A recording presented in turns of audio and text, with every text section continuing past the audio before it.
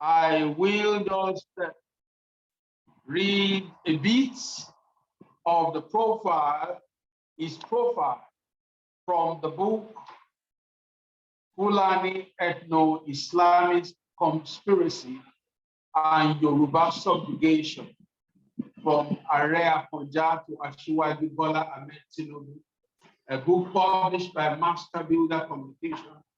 We're privileged to have the author with us in the house tonight, Dr. Nwaku Tony Nwa Eze-Igwe, a radical Africanist scholar, prolific writer, civil rights activist, and political affairs analyst. He holds a PhD in international history and diplomacy, specializing in Black African Arab relations, and ethno-religious conflicts.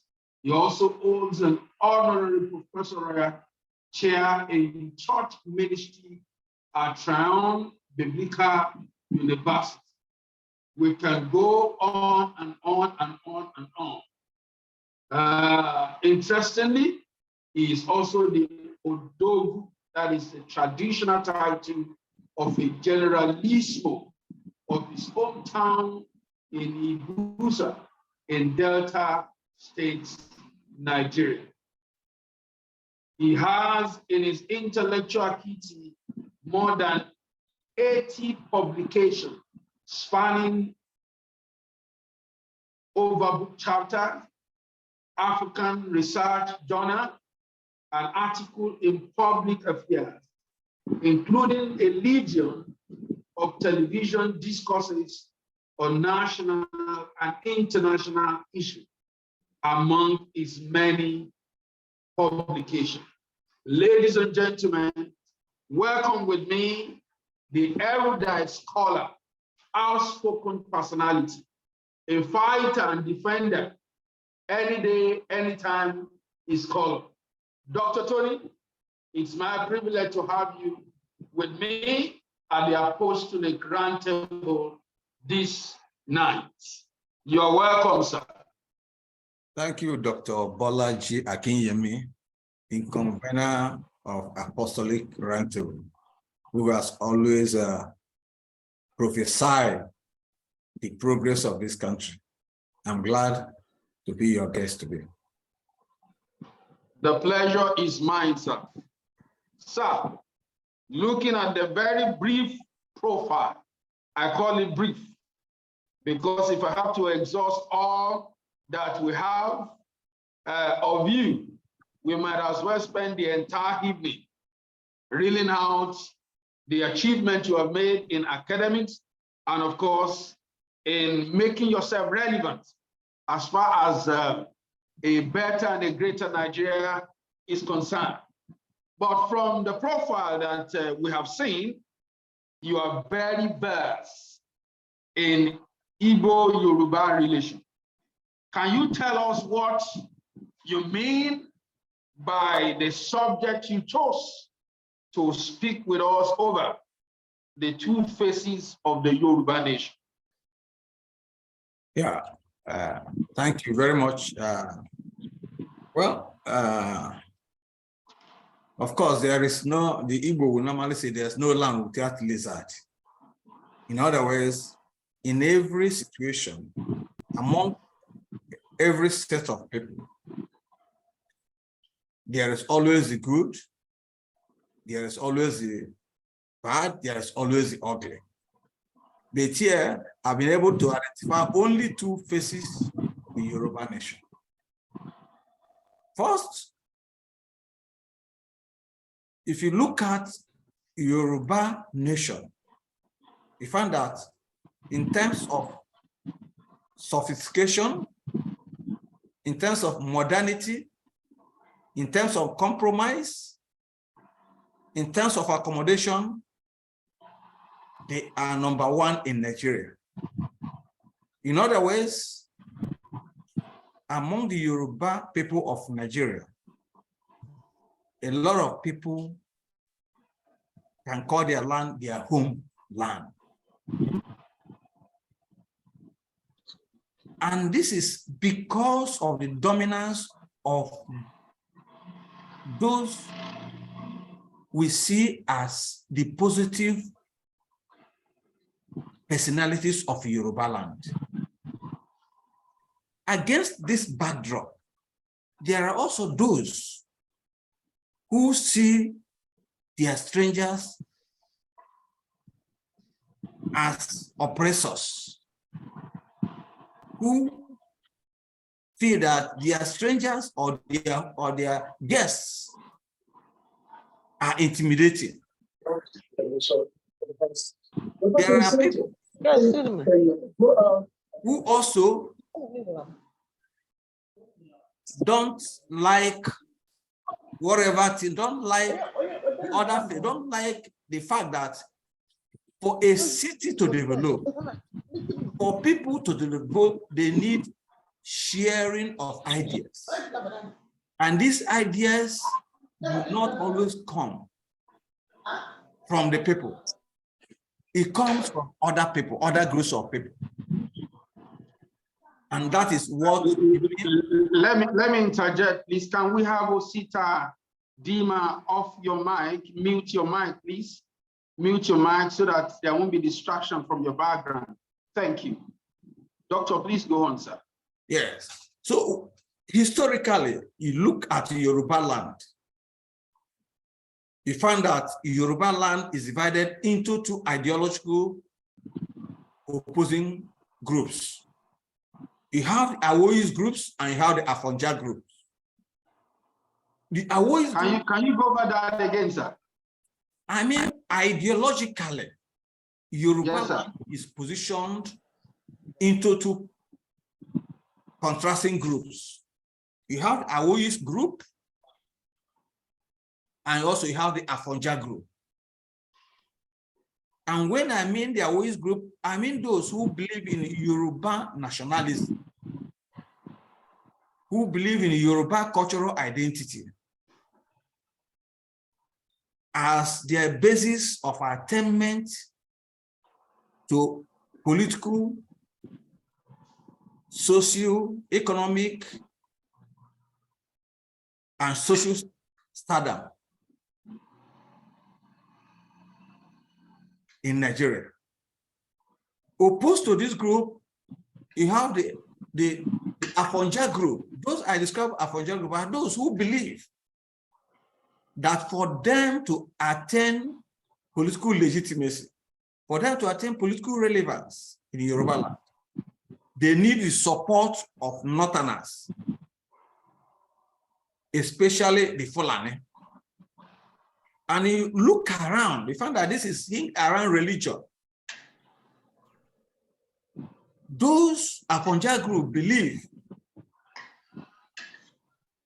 that those in Awoi's camp, who are mostly Christians, while the latter are Muslims, that those in Awoi groups have always used their Christian identity to dominate politically and economically in the Yoruba land.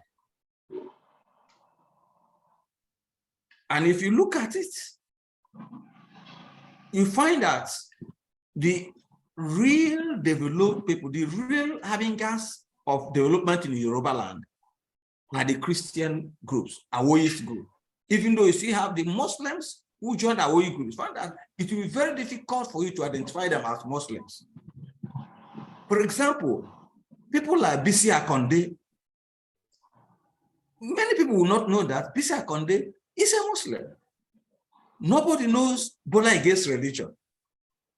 If Latif Ajakonde was not identified by name, nobody should have known that he was a Muslim, because he went under the tutelage of that Awoyi school of thought, who see Yoruba identity as their primary means of attainment to political power, and who also see quality as the defining point of ascendancy to power. So, and fast forward, you look at the present situation, that even in Yoruba land, its internal contest, internal political contest has been between the Awoists and the Afonja group. The Awoists, remember that the Awoist group were actually the founders of AD, Action, is it Alliance for Democracy? And it was this Alliance for Democracy that brought Tinubu to political stardom before he now relegated the importance of that Awoist group and then applying his Afonja mentality, deviated and formed AC, from AC to ACM, from ACM to APC. Bringing it back, you can also see that what Samuel Akintola played is what is played today in Nigeria.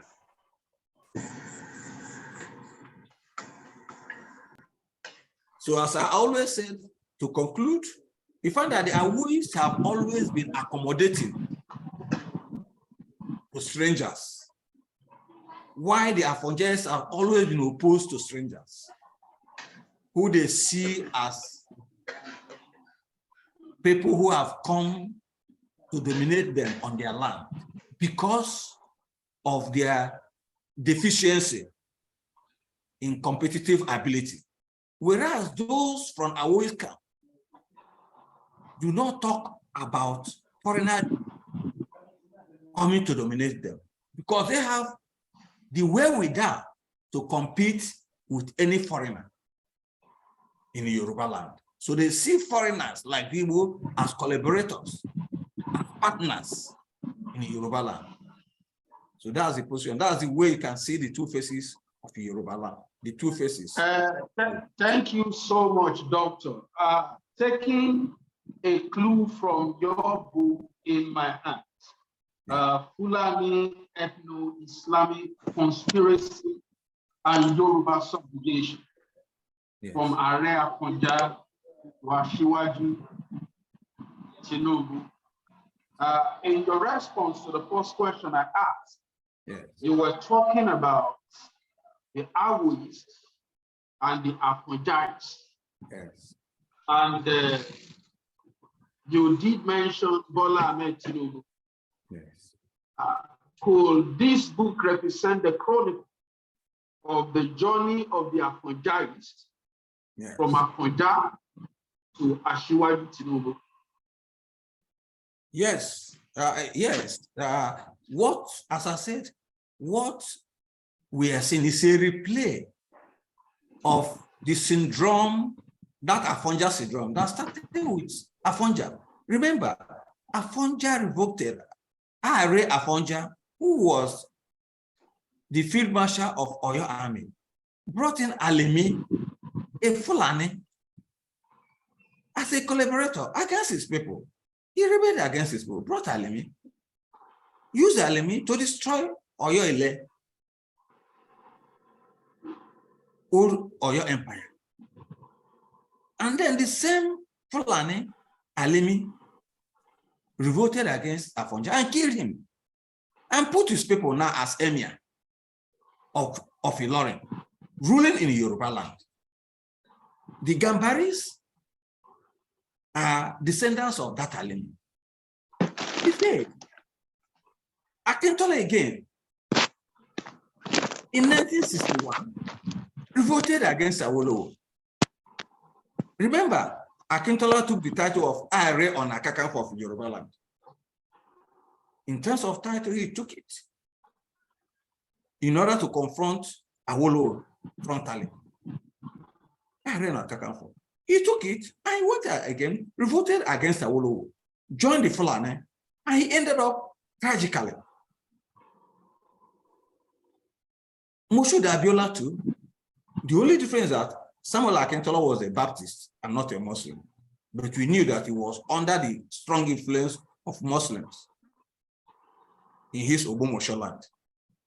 Then from Akintola, you now move to Moshood Abiola, who also saw the Fulani as his main angle, as his main, platform, fulcrum for attending the presidency of this country. He also took the title of Irona Kakanfo. He ended tragically And from him now, we have Ahmed Tinubu.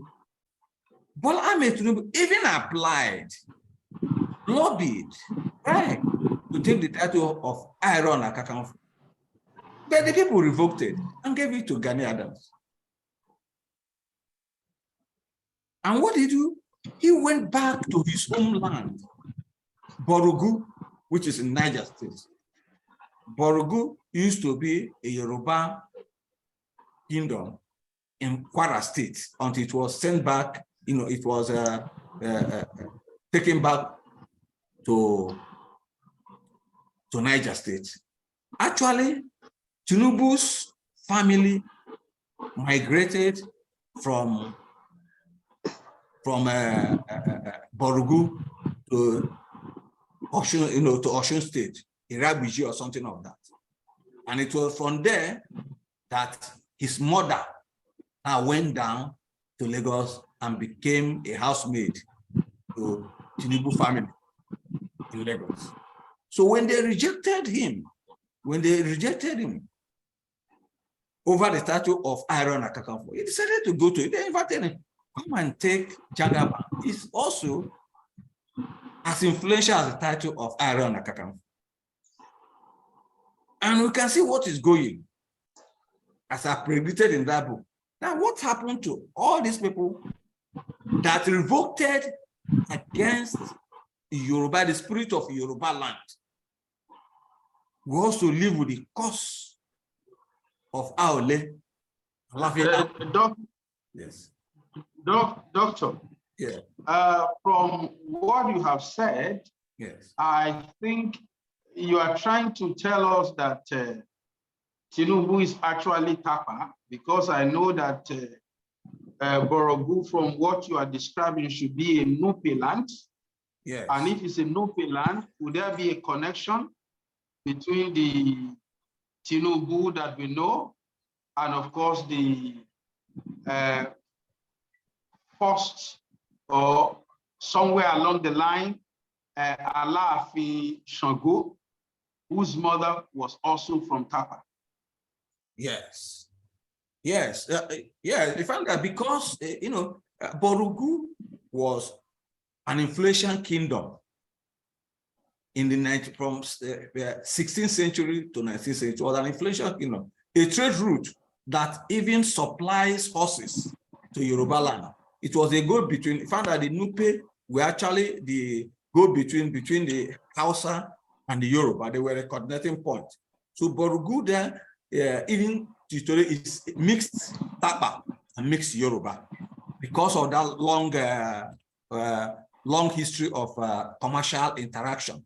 And not only Tinubu, if you look at those who are actually opposing the Igbo people today, those who are talking about accusing the Igbo of trying to seize Yoruba land, they are not. They are mainly from Tapa. They are mainly where? They are mainly Nupe. It's not only Tinubu. It's also Fani Kayode. Fani Kayode great-grandfather, Reverend Emmanuel Kayode, was a Sierra Leonean liberated slave. Sierra Leonean liberated slave. His great-grandfather, Kayode, Reverend Emmanuel, Kayode, was a Tapa, a Nupe slave, fresh slave in Sierra Leone, who was recruited by Ajayi Crowther to help him translate the Bible to Nupe language. In the course, let him challenge me. In the course of that translation, he was ordained an Anglican priest. And Ajayi Crowther sent him as the first missionary to Ile-Ife. Check the records. Ajayi Crowther sent him as the first missionary to Ile-Ife. And when he landed in Ile-Ife, he also got married to Sophia, who was the son of Cole, one of the major Saro people in Lagos State. In fact, her senior brother was the first principal of Abeokuta Grammar School and the first principal of Oduduwa College, 11. In fact, the Cole, the senior brother to his great-grandfather's wife, was the founding principal of Abeokuta Grammar School from 1906, when the school was founded, to 1920. So it was in the course of, staying, in the course of his missionary activity, that he decided to adopt 11 as his own. So when Femi Fani-Kayode is talking about those who are real Lagosians or those who are real Yoruba, he should not talk. Bayo Onanuga, who also is now claiming to be part of the royal family and related to Biodun Onanuga, Otuba, he wasn't actually related. Bayo Onanuga's great-grandfather was a Nupe slave who was saved in 19th May, I think, 1892, when the British invaded Ijaboland, and conquered them.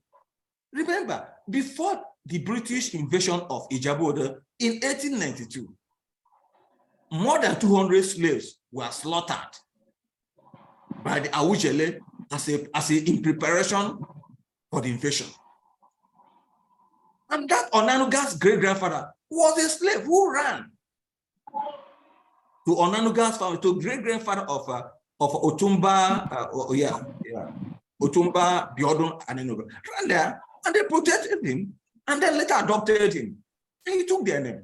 So these are mainly papas. The main people contesting Igbo presence in Lagos are not really Yoruba people. They are foreigners. And they are being supported.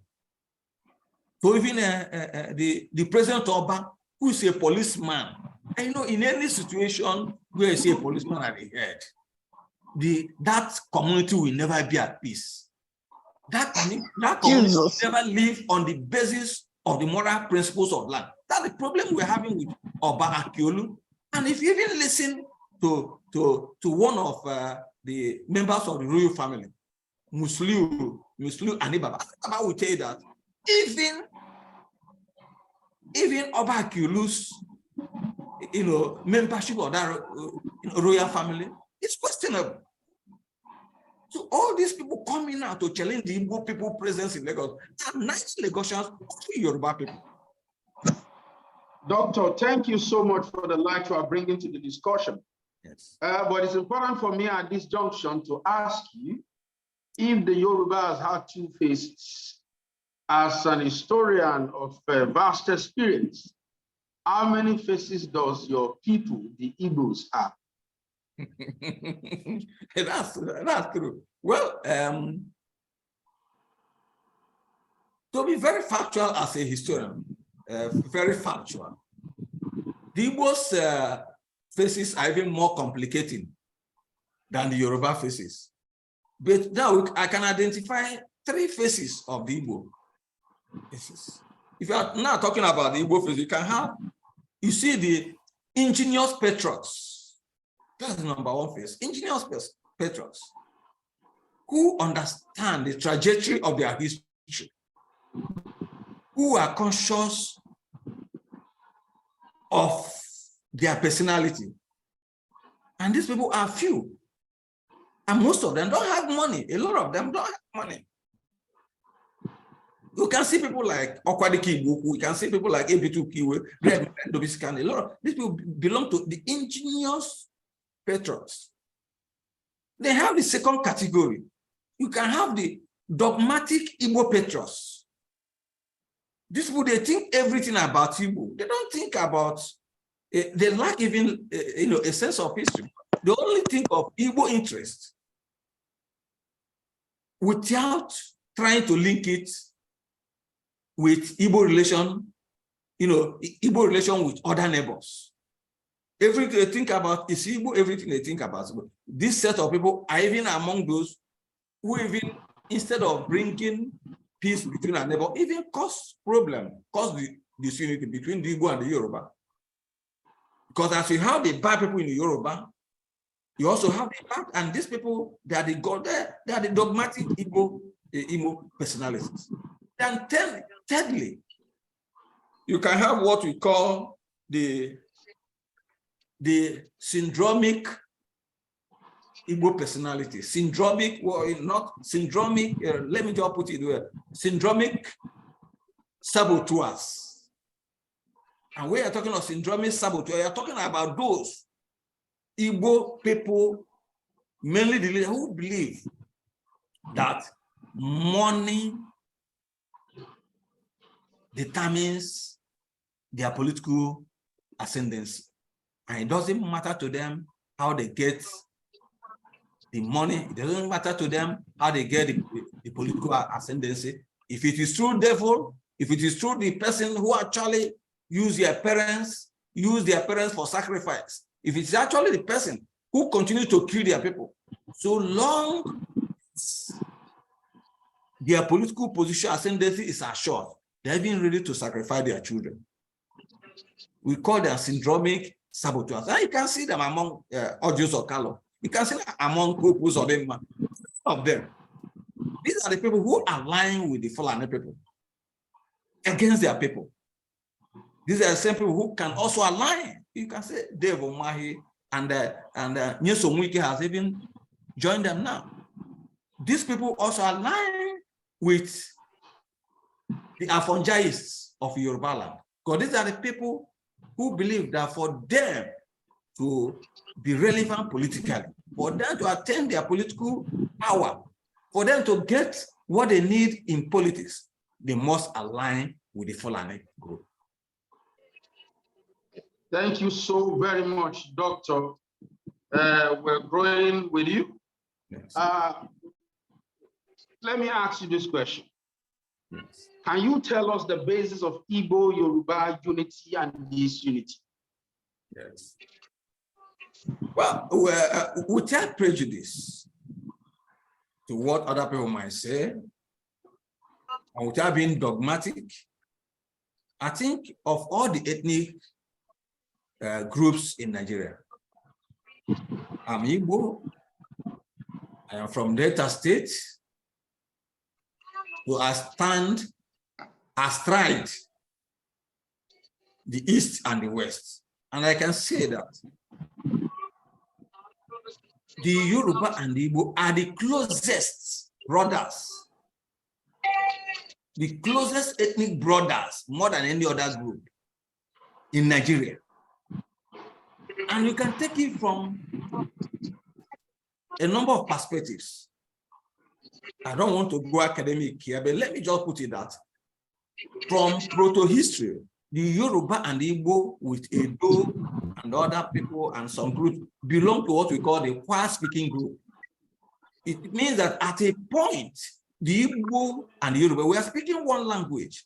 I can see it from some basic vocabularies, unity, like when you're talking of Onu and Ono, quite a lot of them. The Igbo and the Yoruba over time have been one group. If you also fast forward later, you find that much of the southern part of Nigeria today were Igbo speaking. Much of even part of the Yoruba land today. And if you look at the Yoruba history, from Oduduwa perspective through Ile-Ife, as confirmed by Professor Abiodun Olomorun and even the present Oyo people, you find that the original inhabitants of Ile-Ife, the cradle of Yoruba civilization, were Igbo-speaking people. Where did you go? Yes. And any Yoruba man who claims origin from Ife must be affiliated to the Igbo nation as his brother. You look at even the Olubo of Ubo, of now, of the down, of the Reparan area. Olubo of Ubo claims, yes, that he actually from Ife. He originated from Ife. Of course, his real name was Olu Igbo of Igbo, not Olubo of Ubo. That was just what they changed after some time. It was Ulu Igbo of Igbo, the king of Igbo. That was his actual title. And if you look at Ijebu, Ijebu people claimed that they migrated from Ife. If you look at the three clans of Ijebu land, Ijebu Ode, Ijebu Igbo, and Ijebu Remo. If you look at it, some people say, oh, Ijebu Igbo, they will interpret that Ijebu Igbo is Ijebu Igbo, which means Ijebu is dominated by forest. If you accept the theory that Ijebu Igbo means Ijebu in the forest, what of the title of the Oba of Remo? Akari Igbo of Remo.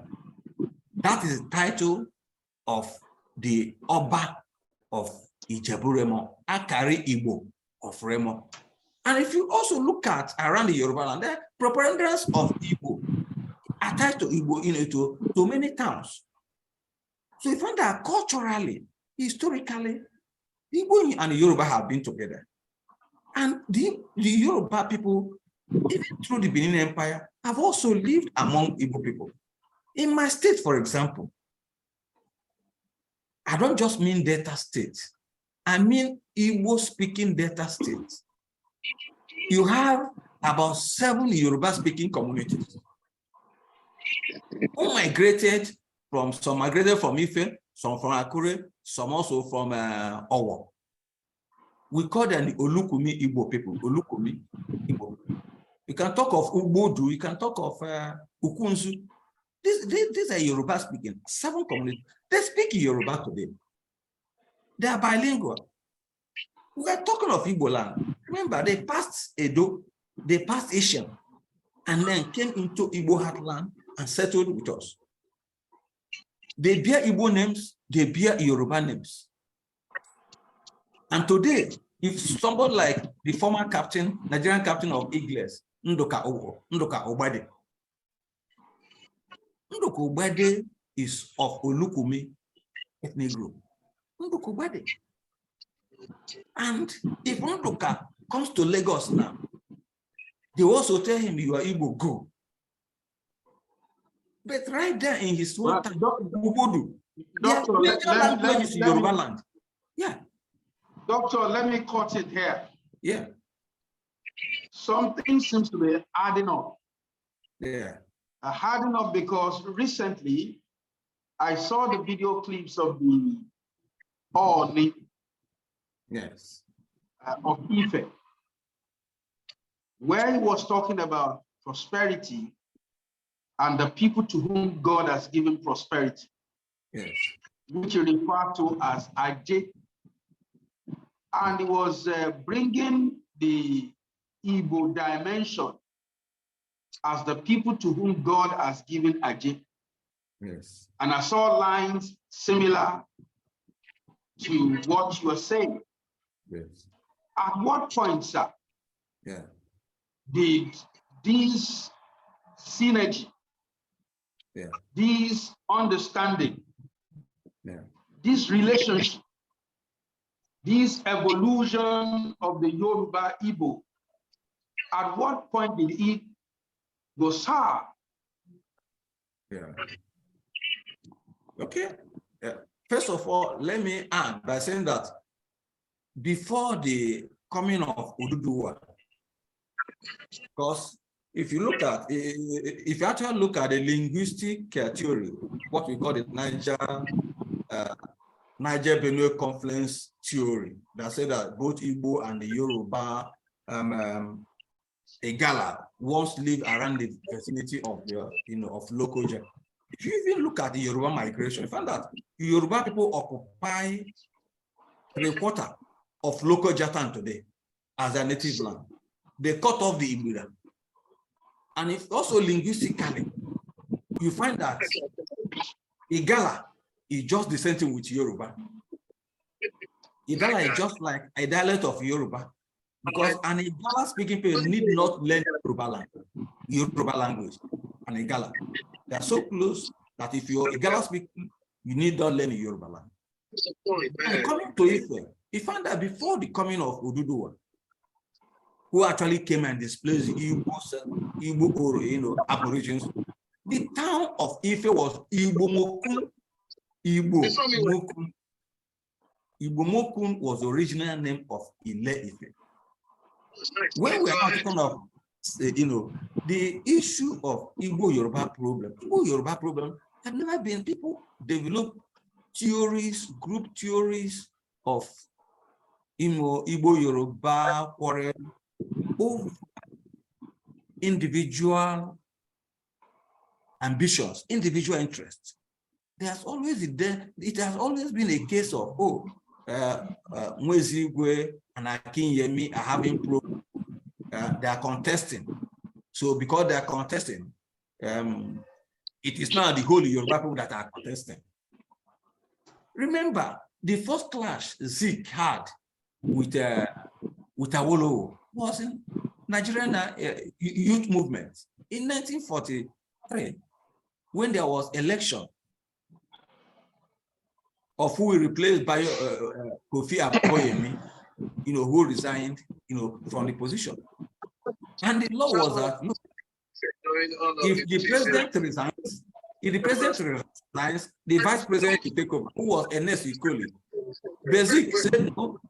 Remember at that time, Zik was supporting an Ijebu man, Samuel Akinsanya. And Awolowo was supporting an Ijaw man, Ernest Ikoli. That was the problem. So he found that it wasn't really, the start wasn't really a Yoruba Igbo affair. It was too simple over the popularity of their newspapers. So it wasn't a Yoruba. Yoruba were walking away. And you're talking of NCNC. NCNC was Yoruba. About Macaulay. Zik was only the secretary, the first secretary. It was after Zik's death, after Macaulay's death, in 1945, was it around 1946 or 1947? After his death, that Zik took over as the president. And NCNC was not seen as a Yoruba party. It was not seen as an Igbo party. It was not seen as a Yoruba party. It was seen as a nationalist party, bringing all the people together. And people tried at times to stigmatize NCNC as it wasn't an Igbo party, because the bulk of Yoruba men of what at that time were in NCNC. The Oyo Parabo, Oyo people were voting NCNC through Igbo Omo Parabo. Ibaro People's Party, Igbo Omo Ibaro, was supporting them. Lagos, we're not talking of, Lagos was the strong base of NCNC. They didn't vote because NCNC was led by an Igbo. No. They voted because they felt that NCNC had a program that protects their interests. As I always said, it was only in 1979 that the Yoruba people actually voted for Awolowo. And throughout this period, Awolowo never for one day stigmatized NCNC as an Igbo party. Even when people tried to look at that ethnic group, and even look at the Civil War, let us be very, very fair. Civil War, let's look at even the Civil War, the pogrom. Let's start from the pogrom. Because I've always said, you see, our Igbo people should realize that the Yoruba people are their brothers. And the Yoruba people should realize that the Igbo people are their brothers. Those who think otherwise. Close that door, please. Those among this group who think otherwise are in the minority.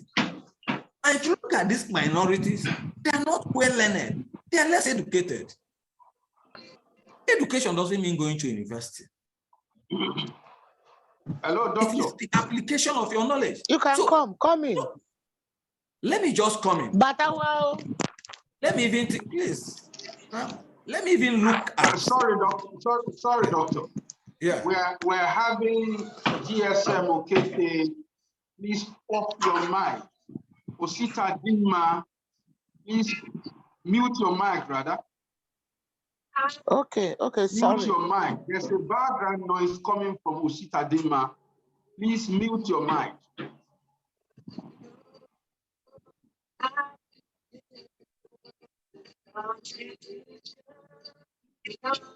Okay, doctor, before you go on, can you synchronize this into the thought you are presently presenting?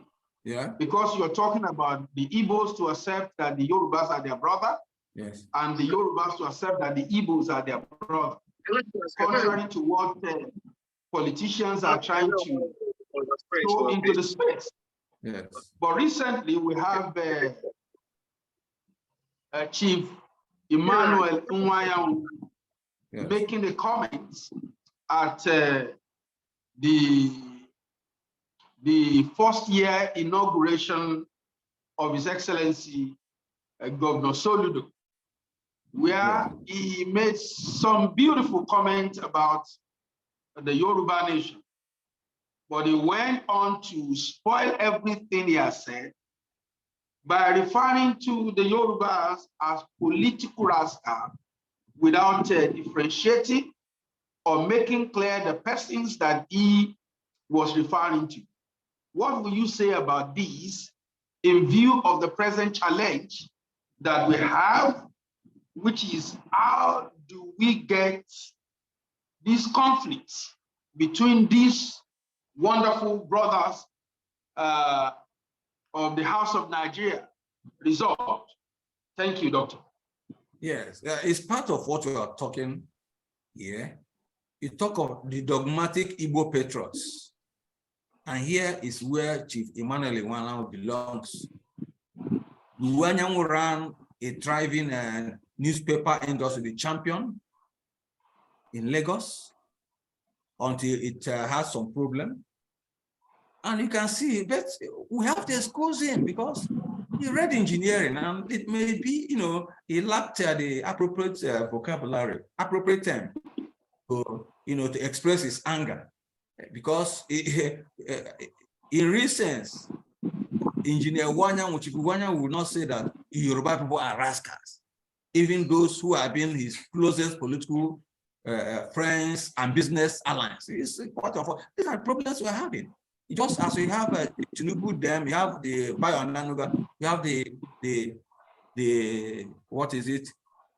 The Femi Fadikayode group. That's where we belong. Now, do we now say, because Iwanyan will say the Yoruba people are rascals, that every woman now says so? We cannot say. In this state we have our common enemy. Our common enemy are the Fulani in this country. Let me say it. And the two factions of OPC, Ghanaian dance OPC, Sondu Boho knows about them. That is why he's in exile today. Or your people who have been massacred, they know the enemies. The people of our war. Those people who are massacred, 76 people in their church, know who the enemy are. The enemies are not the Igbo people. The Igbo people have never killed. The problem between the Igbo and the Yoruba have never degenerated to the point of killing. Until now. These things were actually, being sponsored by that small few. The Afonja group who are aligned with the Fulani. Because what we're experiencing between the Igbo and the Yoruba is the hand of Esau, or the voice of Jacob. It is the game plan. It is actually the game plan by the Fulani to create problem, to create conflict between the Yoruba and Igbo, because the Yoruba, the Fulani were actually suppressed. The way the Yoruba Doctor, sorry, please. Let me tax you further. Yes. You talk about the Afonjaists. Yes. You talk about the synergy between them and the Fulani. Yes. I want to call you back to an event that happens maybe about 2 years ago now. Yeah. When Funke Alakunrin was murdered. Yes. And Tinubu visited the father. Yes. At that particular point in time, yes, nobody could tell who the criminals were. Yeah. But the suspicious was towards the Fulani. Yes. And so people were saying it was the Fulanis that carried out that unfortunate. And when Tinubu got there, he requested for the cow by which the Fulanis would be known.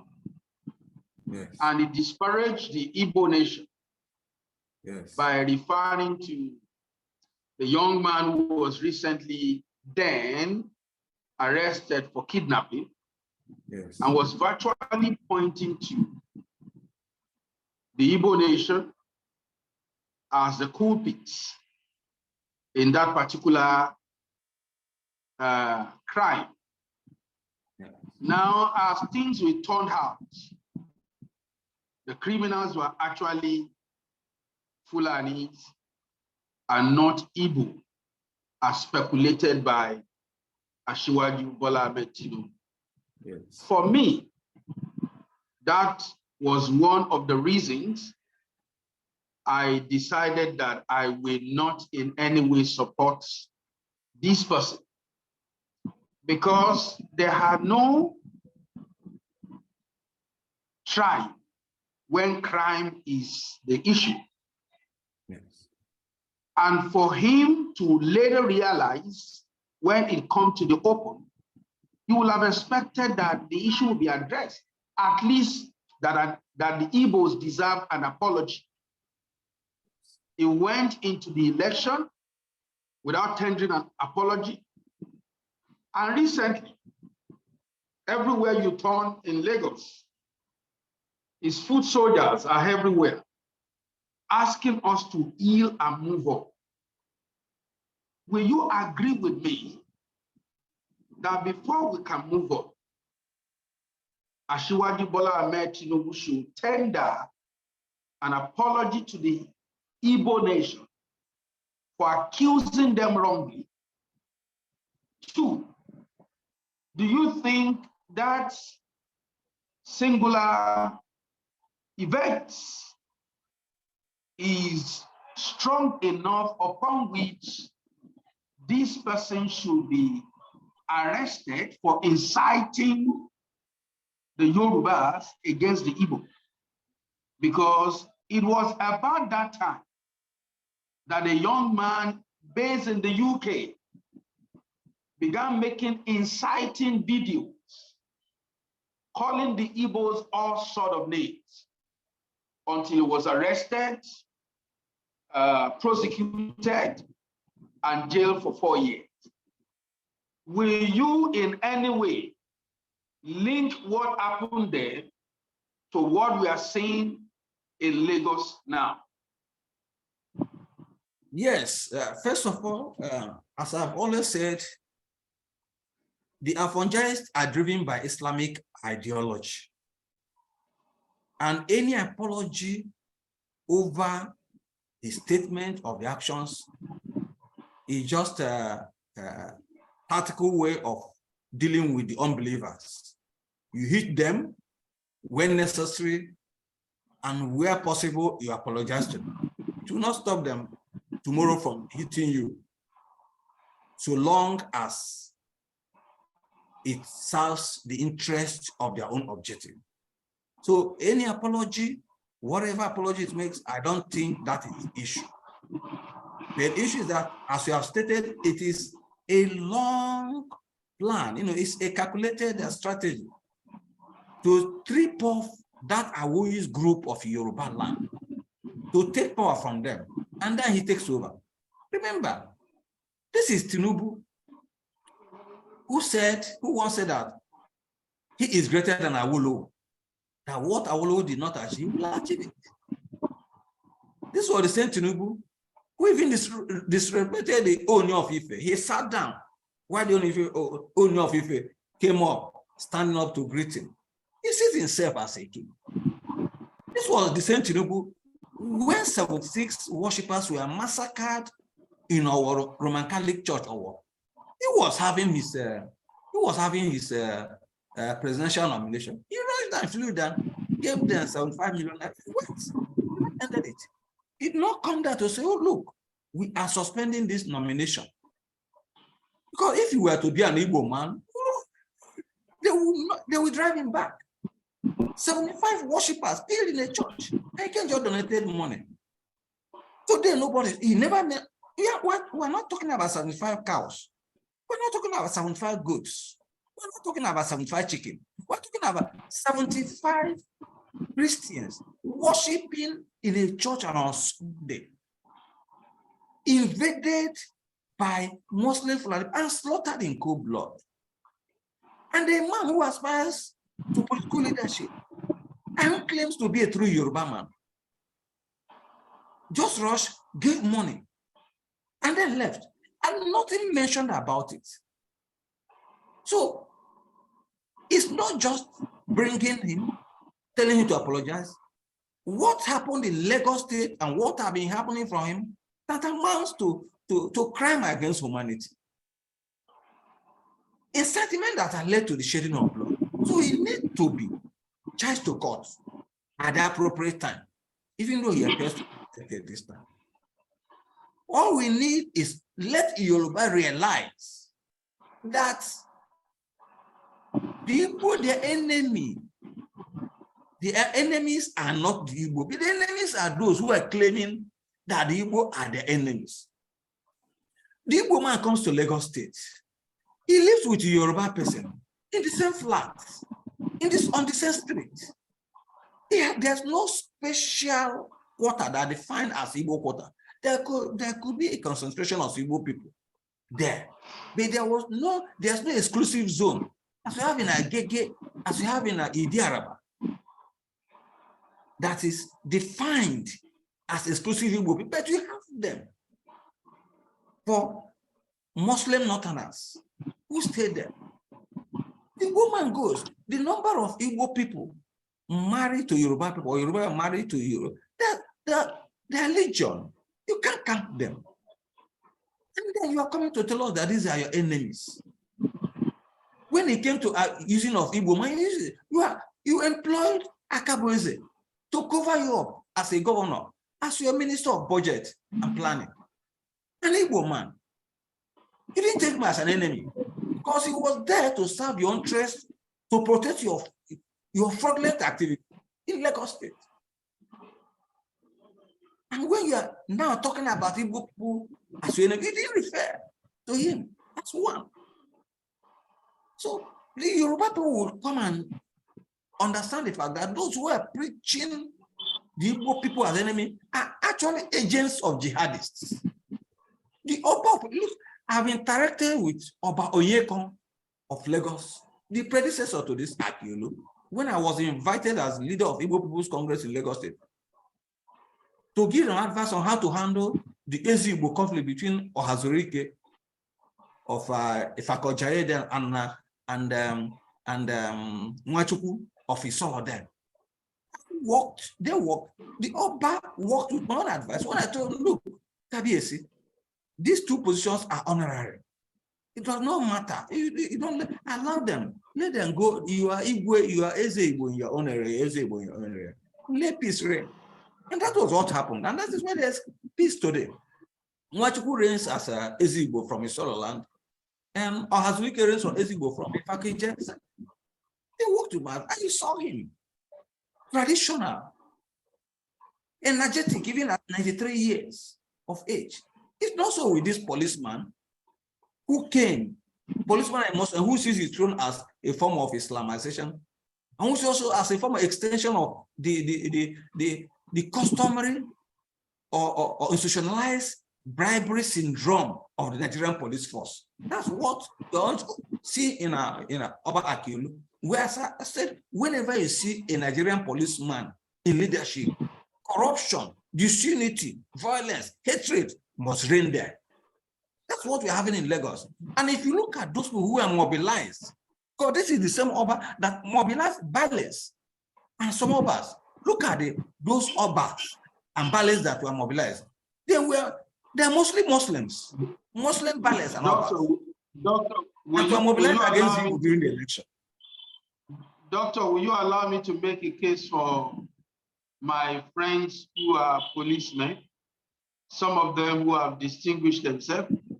I have a friend that I will forever be proud of, Ade Ajakaye, who left the Nigerian Police Force as an AIG, who in the course of his career had many running battles with Tafa until he had his time and he left the police.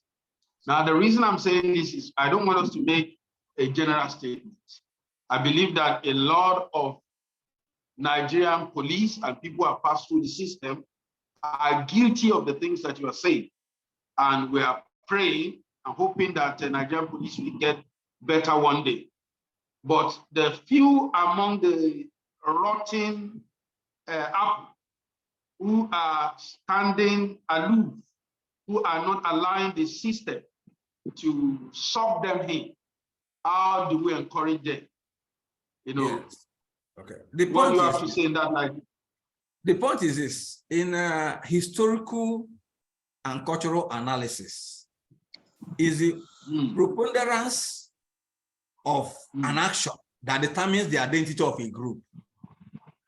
Yeah. When you say this is a family of armed robbers, a family of thieves, it does not mean that every member of that family is a thief. If you are going to marry a wife, they say, oh, that family is all the women are harlots, so they cheat in there. It's not that all of them are cheats and all of them will cheat. The dominant factor, you know, in mathematics, there's what we call LCM, least common factor. And also you have HCF, highest common factor. When you apply it historically, in that sense, you find that the police, so long as those people who are bad, so long as the corrupt dominate the Nigerian police today, the few there have no identity. They have no say. Otherwise, they should have changed the situation. So police remains corrupt and corrupt and corrupt and corrupt until the majority becomes what? Becomes civil in their duties, becomes sincere in the duties. I've been to other places. Look at, let me conclude. I said, if I have the chance today to reform the Nigerian police, I will send them for induction courses in Togo police, then Rwandan police, Togo and Rwandan police. You see what policing is all about, what discipline in the police force is all about. I'm not talking about Philippines where I'm staying here, because in Philippines, you rarely see the police on the road. Most of the people you see are private security. In fact, everybody is policing himself. The people are generally law abiding. So you don't even see police moving around harassing people and so on and so forth. That's how police, but you see, you come to a situation where people police themselves. It's in Nigeria, where if I was driving, police will check all my particulars. They will tell me, Oga, all your papers are complete. Does it mean you don't want us to eat? See, is it not a crime for me to obey the law? They say, am I teaching them their job? I should pack them. That's the Nigerian police force. Nigeria is where, if you're on the right path, it even became a sin to you. If you're law-abiding, it will become a criminalized for being law-abiding. Because the police will see, oh, so long as they don't have reason to extort you, you are now a sinner. You are no longer a law-abiding citizen. So under such situation, we cannot just pick one AIG. I've seen some policemen who willingly retired because they refuse to take bread. I've seen some policemen who were suppressed from getting promotion because they refuse to go on roadblock, they extort money for their superiors. They so long as the dominant theme of Nigerian police is corruption. If 1% or 10% are not corrupt, the corruption remains their major identity. Thank you so much, Prof. You are talking about corruption here. Yes. The dominant and the not dominant. And in the case of the Nigerian police, corruption is the dominant factor. Yes. And that will bring me to this next question. In the last election, we saw corruption all over the place. We saw policemen. I saw a video where a particular individual was threatening that people will not vote in a particular polling unit. And a policeman walked up to him and was begging and pleading with him. And I remember saying, why should this man be begging or pleading with a man who should immediately arrest? What do you think was the motive behind Professor Mahmoud Yakubu's abuse of electoral process in such a monumental display of corruption in the last two elections as never witnessed before in this country? Yes. Well, as we have seen in the last election, the Nigerian police was an accomplice to all the sins concerning the disastrous election process there. We need not go into detail because the Nigerian police needs a special, topic to be descended on. But if you look at Yakubu, because most Nigerians, they think in a parallel way. They think that the world is, straight. Mahmoud Yakubu, let me tell you what transpired. Mahmoud Yakubu was actually, his main mission was actually to install Atiku as the president of the Federation. And it's still on. The plan was to install Atiku, and they never expected the Labour Party to come up. The Labour Party, took everybody by surprise. But before then, Atiku had run foul of the APC government because they had it several times in Dubai, Atiku's compound. It was agreed that all the Northerners should support Atiku. Remember that El-Rufai was even among who protested the nomination of Ahmed Tinubu as their presidential candidate. So they agreed that they will all support Atiku. Until the issue of Naira redesign came up, and Atiku aligned with the president against the governors. That was when the governor said, okay, if that's the case, we're not going to work against. And that was when they now call Mahmoud. And Mahmoud demanded for money. And he was given over $70 million US to read Tinubu. And that was why, even when he knew that the results were glaringly falsified, he quickly announced it and said people should go to court. So that Fulani intent is there. And if you also look at it, no major Fulani leader, even the Sultan of Sokoto, even Ahmed Gumi, none of them has congratulated Bola Ahmed Tinubu. None of them. No senior Fulani leader has congratulated Ahmed Tinubu. They're even joining the Labour Party to say the election was flawed. So Mahmoud is playing the script, the Fulani script of political dominance. And it's the same script that is now transported to Lagos State. Because their plan was this. Their plan was that Tinubu will be disqualified, finally. And if Tinubu was disqualified, because their first plan was that, look, if their election was accepted to be inconclusive, the Labour Party will be off. And then the election will now be between Tinubu and Atiku. And definitely with a Christian as his vice president, they will expect most Christians to join. And that was their tactics before the Labour Party emerged as a force. Now, their plan now is, with what is going on at the tribunal, it is clear that Tinubu will be disqualified. And the game will be left open for the Fulani and Labour Party.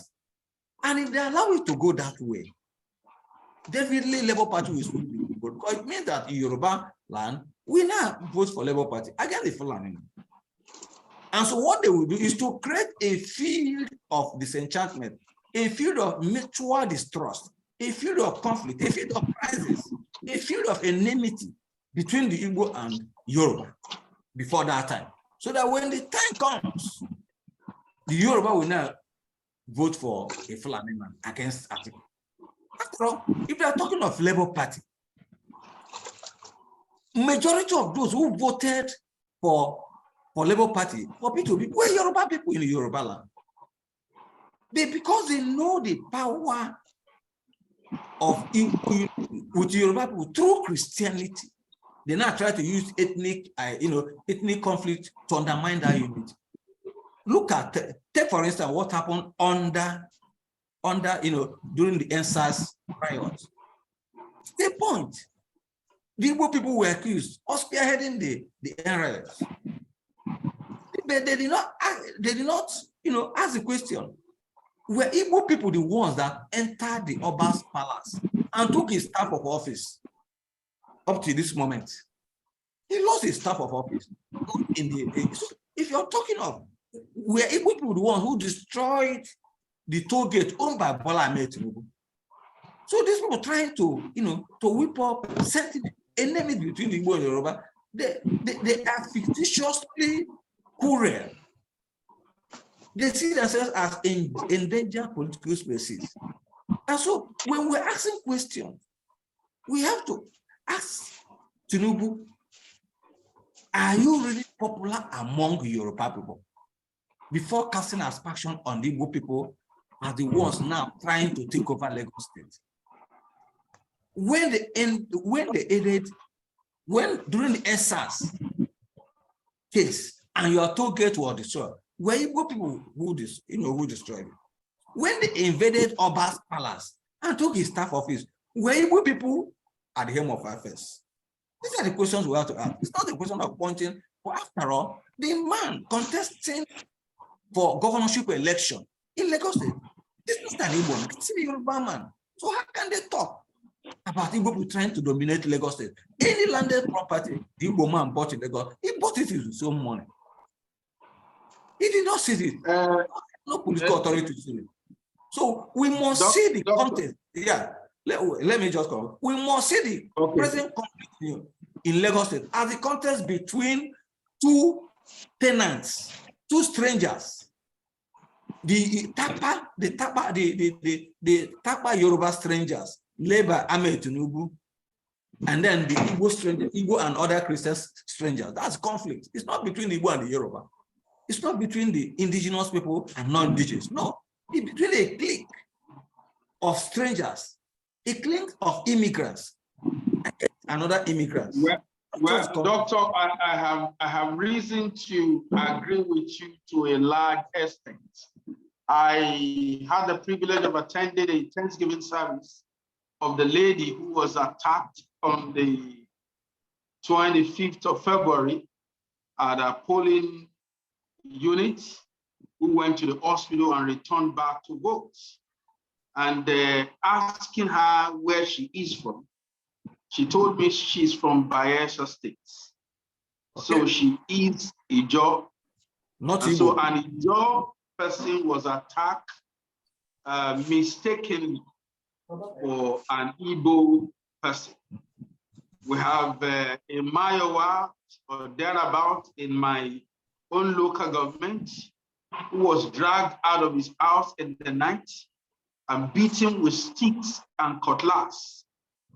He is not an Igbo man, he's a Yoruba man. So when the chiefs are down, we know the reason why this attack were melted on the persons they were melted on. It wasn't because they are Igbo. It is because their political persuasion does not agree with the people who want to hold Lagos to ransom. You have done so beautifully well today, but before I let you go, I will ask just one question, and then I will allow the floor to also throw in the questions, and then we'll be closing by 10:30. Now, my last question to you, what do you think is the possible acceptable solution to the current political impasse in Lagos and in Nigeria as a whole? Okay. Let me start from Lagos. The only thing that will bring peace in Lagos is for reasonable Yoruba men or real owners of Lagos to write, like Chief Bode George, coming out, mobilize, and let the Christians in Lagos State also rise up. Because the battle in Lagos State is not against Igbo people, it's against the Christians in Lagos State. Let them rise up and make sure that their rights are sustained. All the people that were engaged in that start action, that start violence against Igbo people, should be brought to justice. And secondly, the election of Sanwo-Olu as governor cannot hold. And so people should go to court on the individual basis to seek their to seek for the fulfillment of fundamental right to vote. If they cannot be allowed to vote, then that election should be a nullity. And next, and in fact, the election, the governorship should be reconducted, and the army should be posted to guard every polling booth. That's the only thing that will bring back peace. But as long as that election stands, there will be no peace in that Lagos State. So that election is not a question of going to big. You can't steal my father's land, and you are still in possession of the land, and you're coming to beg me, oh, sorry for this. No. I can't allow that. It's not possible. So that election should be nullified, and a true election dictated by the people, because the people should choose for themselves. After all, if you're a stranger, if the road is bad, you experience this with the indigent. If the water is not supplied, it's not only indigents will suffer, the strangers will suffer. If the strangers don't pay taxes, and then how do you think the state can make money? So every stranger in Lagos has right to decide who will rule, so long as you're a resident of that place. It's everywhere around the world. And in Yoruba people, being sophisticated people who actually brought modernity, brought Christianity, who brought education to this Nigeria, should be the vanguards and not debilitating factors to the advancement of democracy in Nigeria. And that is what I believe. Now, I'm talking about nationally. Nigeria is not fixed now. We have a judiciary up to Supreme Court that cannot be trusted because of corruption. Nigeria has not had it so bad with this set of Supreme Court judges in history. Who can bring somebody who scored fourth in a governorship election and then announce him to be the winner? You have somebody who did not sit for primaries, in a party primaries, in line with the constitution, in line with the party regulation, and yet you declare him the candidate of the party. It's ridiculous. So I don't think we have, we are sure of justice on even the Supreme Court. If the INEC, with as long as Yakubu, Mahmoud Yakubu, that quota professor, is still at the helm of affairs of Independent National Electoral Commission, INEC, we will never see, Nigeria will never witness a legitimate election here. So even if the Supreme Court decides to say, go back for re-election, go back to contest, go back for a run of the presidential race, this man will never give us a legitimate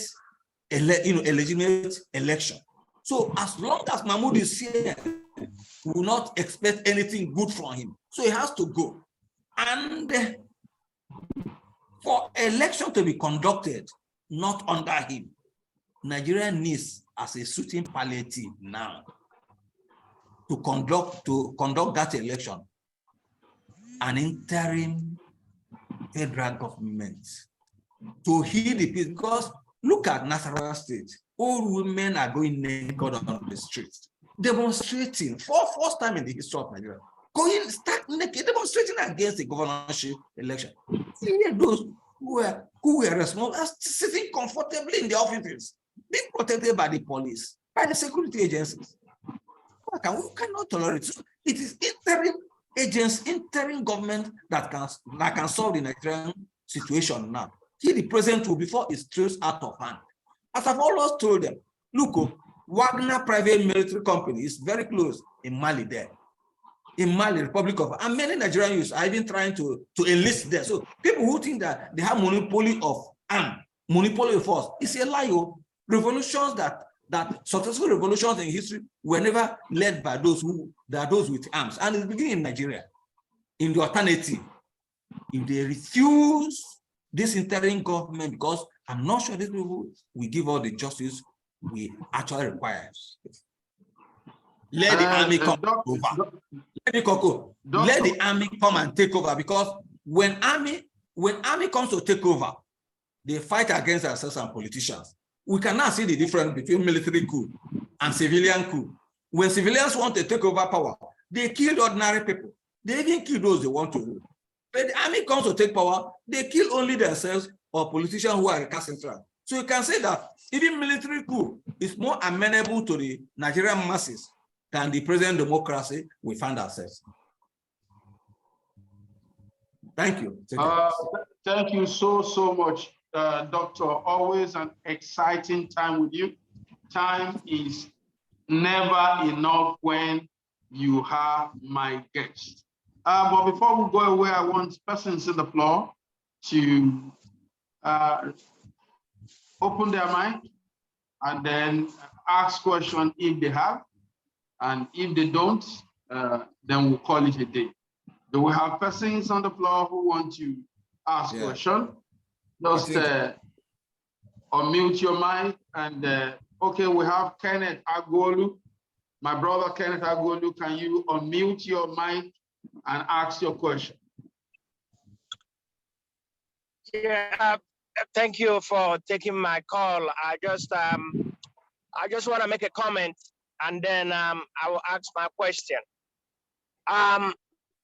Regarding the Lagos, I don't think the problem is within the Igbos and the Yorubas, or the non-Igbos and the Yorubas. Because the Lagos, the majority of Yorubas rejected Tinubu. All right, so that is clear. So what we are seeing is kind of a political war kind of stuff, getting all these riffraffs to come and take power. And unfortunately, and you guys can see in the social media where they are round up and they will be dumped. So they use them. So is an average Yoruba and average non-Yoruba have been living peacefully. So all this stuff to me is not Yoruba, Igbo, or Yoruba Hausa war. Is the political war for their own benefits. They use people and dump them. So that's what I want to make clear. But I don't know how many of you are in the United States now.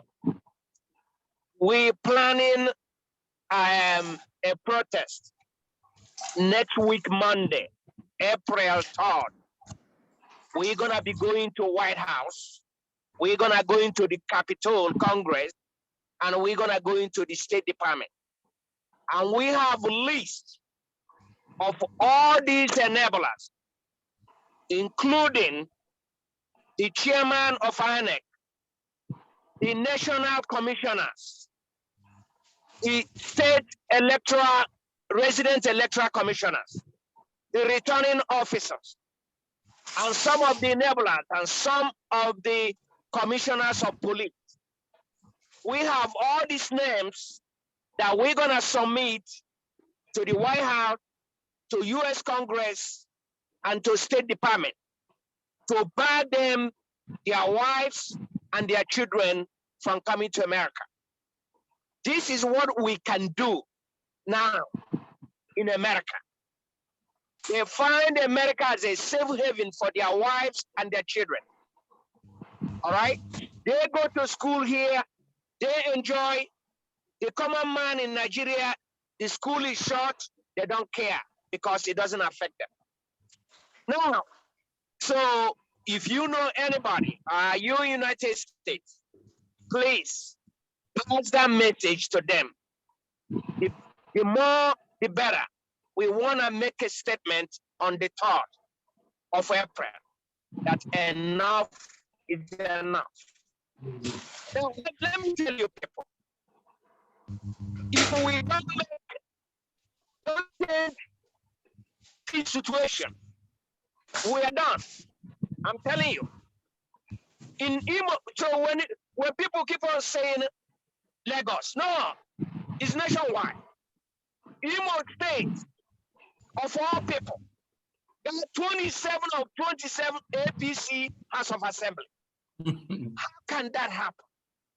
Enugu State, where a returning officer told the whole world that the announcement that he's making is not what is in election. He is just making that announcement because it was given to him by Abuja INEC. And he made it clear.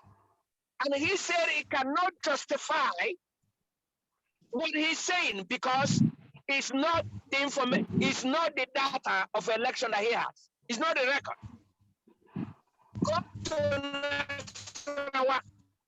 80% of Nasarawa are Christian. 80%. Brother Kenneth, we have to begin to round up now. We just have a minute more. Yeah, I'm going to round up. So what I'm saying is, what are we going to do? What are we going to do? Are we going to leave the status quo? Because if we do, the country is doomed. It's going to be worse. And the judiciary be able to make a move. I don't know. But we really need to have this so that we can get back our country. That's all the comments I want to make. Thank you. Thank you so much, my brother Kenneth. I believe that Dr. Tony had expatiated on the things that we need to do, one of which is the need for us to stand up and reject what happened in Lagos and of course, all over Nigeria, and insist on the people's mandate, call for a rerun of the election. And if a rerun is not being responded to, then we should begin to look at a government of national unity. And if that is not going to work, he hopes that the military will step in, because in the military coup, military always fight against themselves or fight against the political class. And since the political class in its thoughts are useless to the country, it would be a good way to wipe them out. Very uncharitable, but sometimes in the midst of reality, you are left with no other option than being such as we are proposing. Like it is generally said that those who make peaceful change impossible, of course, must be prepared for violent change, because that will be inevitable. It's been a wonderful moment with each and every one of us at the Apostolic Round Table. Till next Sunday, when I will see you same time with another guest. I'm working on the possibility of bringing the woman that I had the privilege of attending our Thanksgiving service today to tell us firsthand how it happened, what happened, and the in between. If I'm able to get her, fine. If I'm unable to get her, then another wonderful guest will be here to discuss with us state of the nation. Always a conversation. It's been wonderful having you with me tonight, and God bless you.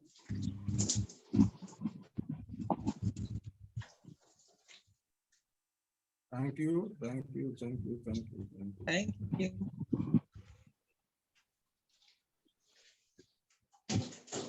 Thank you, Bolaji.